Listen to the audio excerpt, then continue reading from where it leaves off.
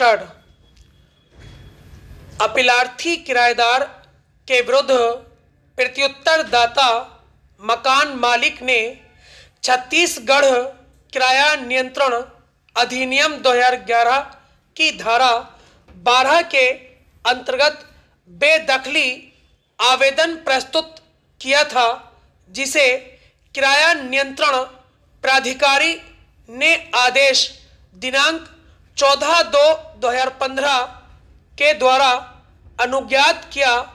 अपीलार्थी ने इस आदेश के विरुद्ध किराया नियंत्रण न्यायाधिकरण के समक्ष प्रथम अपील किया, जिसे आक्षेपित आदेश दिनांक 1/12/2015 के द्वारा न्यायाधिकरण ने निरस्त कर दिया और किराया नियंत्रण प्राधिकारी के आदेश का अनुमोदन कर दिया।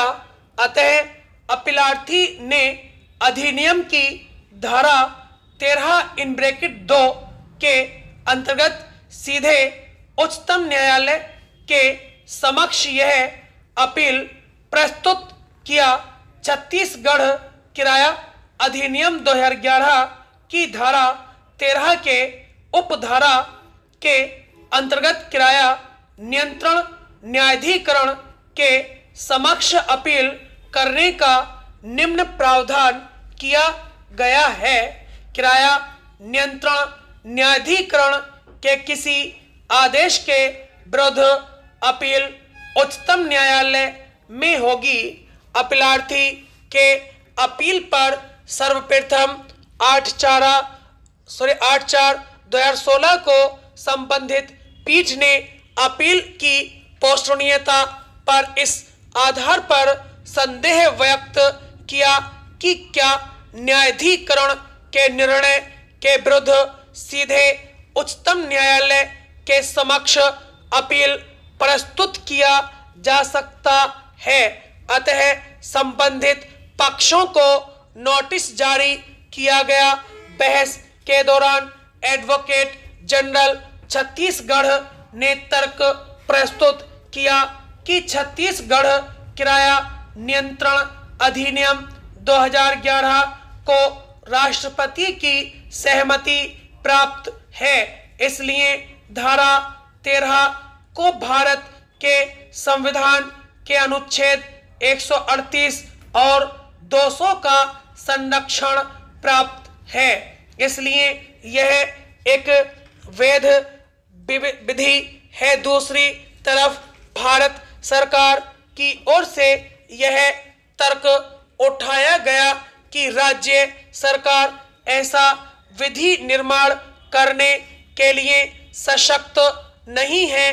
अतः संबंधित पीठ ने आदेश दिनांक 9/4/2017 के द्वारा विधि प्रश्न विनिश्चित करने हेतु एक संविधान पीठ के गठन अनुच्छेद 145 के लिए मामले को मुख्य न्यायाधीश को निर्देशित कर दिया।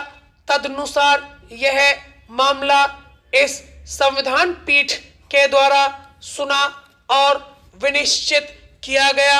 संविधान पीठ के समक्ष विनिश्चय के लिए मुख्य प्रश्न यह था कि किराया छत्तीसगढ़ किराया नियंत्रण अधिनियम 2011 की धारा 13 का प्रावधान इसे अधिनियमित करने हेतु छत्तीसगढ़ राज्य सरकार की विधायी सक्षमता के अभाव के कारण अधिकारित है।